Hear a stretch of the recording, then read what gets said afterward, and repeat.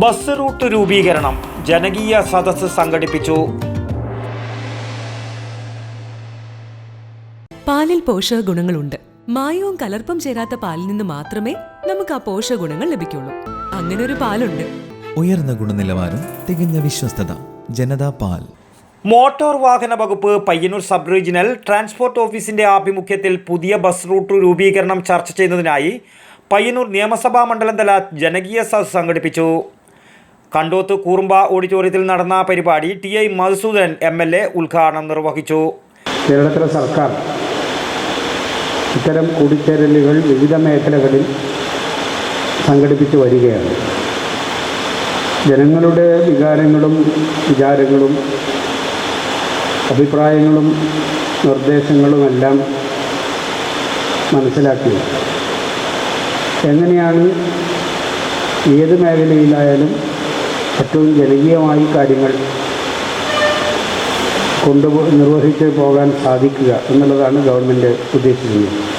സംസ്ഥാന വ്യാപകമായി സംഘടിപ്പിക്കുന്ന ജനകീയ സദസ്സിന്റെ ഭാഗമായാണ് മോട്ടോർ വാഹന വകുപ്പ് പയ്യന്നൂർ സബ് റീജിയണൽ ട്രാൻസ്പോർട്ട് ഓഫീസിന്റെ ആഭിമുഖ്യത്തിൽ പുതിയ ബസ് റൂട്ട് രൂപീകരണം ചർച്ച ചെയ്യുന്നതിനായി പയ്യന്നൂർ നിയമസഭാ മണ്ഡലതലം പരിപാടി സംഘടിപ്പിച്ചത്.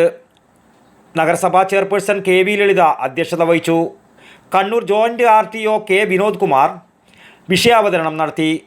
ഈ ജനകീയ സദസ്സിനെ കുറിച്ച് പറയുകയാണെങ്കിൽ വളരെ അവികസിതമായ പ്രദേശങ്ങൾ, നമ്മുടെ കേരളം ഏറ്റവും പുരോഗതിയിൽ മുന്നിൽ നിൽക്കുന്ന സംസ്ഥാനമാണെന്ന് നമ്മളൊക്കെ അഭിമാനിക്കുന്നുണ്ടെങ്കിൽ കൂടി പല പ്രദേശങ്ങളും നമുക്ക് കാണാം നിത്യേന എന്നോണം ബസ് യാത്രാ സംവിധാനം, അല്ലെങ്കിൽ പൊതുഗതാഗത സംവിധാനം മതിയായ രീതിയിൽ ലഭ്യമല്ല. അതുകൊണ്ട് തന്നെ ജോലിക്ക് പോകുന്നവർ, അതോടൊപ്പം തന്നെ കുട്ടികൾ, വിദ്യാഭ്യാസത്തിന് പോകുന്ന കുട്ടികൾ, അങ്ങനെ പലതരത്തിലെ ആളുകൾ ബുദ്ധിമുട്ടുന്ന ഒരു കാഴ്ച നിത്യേന നമ്മുടെ പത്രങ്ങൾ വഴിയും മറ്റു മാധ്യമങ്ങൾ വഴിയും നമ്മൾ അറിയുന്നുണ്ട്. ഇതിൻ്റെ ഏറ്റവും പ്രധാന ഉദ്ദേശം തന്നെ ഒരു കണക്ടിവിറ്റി നൽകുക എന്നുള്ളതാണ്. ജനകീയ സദസ്സിൻ്റെ ഉദ്ദേശം റൂട്ട് ഫോർമേഷൻ വഴി അവികസിതമായ പ്രദേശങ്ങളെ വികസിത പ്രദേശങ്ങളായി ബന്ധിപ്പിക്കുന്നതിന് ഉതകുന്ന വിധത്തിൽ റൂട്ട് ഫോർമേഷൻ നടത്തുക എന്നുള്ളതാണ്.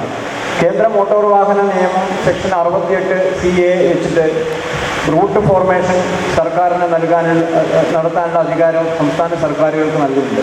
അതിൻ്റെ ചുവട് പിടിച്ചാണ് ഈ ജനകീയ സദസ്സ് ഇവിടെ സംഘടിപ്പിക്കുന്നത്. Block panchayat president PV Vatsala, വിവിധ ഗ്രാമപഞ്ചായത്ത് പ്രസിഡന്റുമാർ, DYSP K. Vinod Kumar, joint RTO incharge TV Venugopalan, motor vehicle inspector Pradeep Kumar CA തുടങ്ങിയവർ സംസാരിച്ചു. News bureau, Payyanur.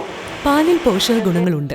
മായവും കലർപ്പും ചേരാത്ത പാലിൽ നിന്ന് മാത്രമേ നമുക്ക് ആ പോഷകഗുണങ്ങൾ ലഭിക്കുള്ളൂ. അങ്ങനെ ഒരു പാലില്ല എന്നല്ലേ ടീച്ചർ ഇന്നലെ പറഞ്ഞേ? അങ്ങനെ ഒരു പാലുണ്ട്. ജനതാ പാൽ. നാട്ടിലെ നന്മ ആഗ്രഹിക്കുന്ന ക്ഷീര കർഷകരിൽ നിന്നും സൊസൈറ്റികളിൽ നിന്നും പരിശുദ്ധി ഉറപ്പുവരുത്തി ശേഖരിച്ച പാൽ പൂർണ്ണമായും ശാസ്ത്രീയമായി സംസ്കരിച്ച് ഗുണനിലവാരം ഉറപ്പുവരുത്തി മാത്രം പാക്ക് ചെയ്ത് നമ്മുടെ കൈകളിലെത്തിക്കുന്ന ജനതാ പാലിലുണ്ട് പോഷകഗുണങ്ങൾ. ഉയർന്ന ഗുണനിലവാരം, തികഞ്ഞ വിശ്വസ്തത. ജനതാ പാൽ. അപ്പോ സമ്പൂർണ്ണ പരിശുദ്ധിയും പോഷകഗുണങ്ങളുമുള്ള പാലേതാണ്? ജനതാ പാൽ ഒരു ജനതാ ചാരിറ്റബിൾ സൊസൈറ്റി ഉൽപ്പന്നം.